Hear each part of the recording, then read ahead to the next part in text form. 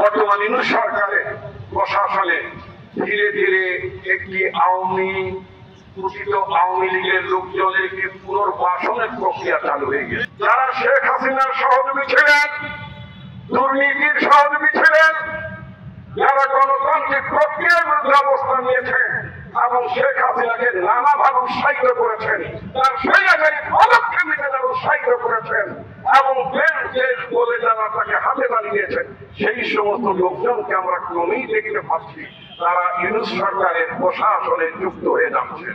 সরকারের মধ্যে নানাভাবে কখনো উপদেষ্টার নামে, কখনো বিশেষ সহকারীর নামে আওয়ামী লীগের লোকজনের পুনর্বাসন হচ্ছে।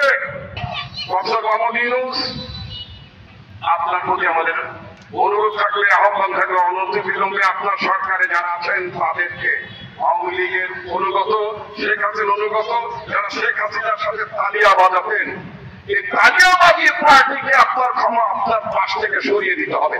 এই সরকারকে আমরা মাত্র এই মাসটি সময় দিতে চাই।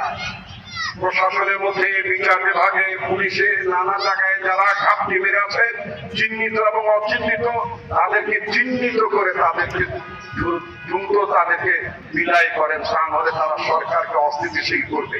5ই আগস্টের চেতনা নষ্ট হয়ে যাচ্ছে, 5ই আগস্টের চেতনা বিকৃত হয়ে যাচ্ছে।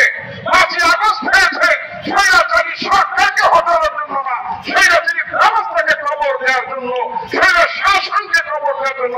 ভবিষ্যতে যাতে কোন সরকার, ভবিষ্যতে যাতে কোন ব্যবস্থা যাতে স্বৈরাচারী পদক্ষেপ নিতে না পারে, তার জন্য আপনার 5ই আগস্টের অভ্যুত্থান ঘটেছে।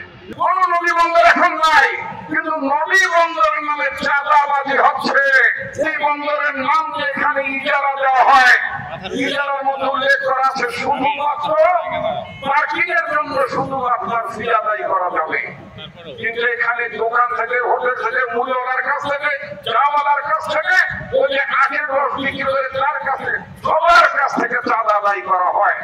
আজকে এই দহজং উপজেলা একসময় 14টি ইউনিয়ন ছিল, এখন মাত্র 10টি ইউনিয়ন, বাকি 4টে ইউনিয়ন পদ্মা গর্ভে চলে গিয়েছে। এখানে আমরা একটা আন্তর্জাতিক মানের একটি আমরা নদী বন্দর করতে চাই। ইনশাআল্লাহ এই বছরের মধ্যে শিমুলিয়া ঘাটে ইনশাআল্লাহ আন্তর্জাতিক মানের নৌ বন্দর, নদী বন্দর কাজ শুরু হবে ইনশাআল্লাহ।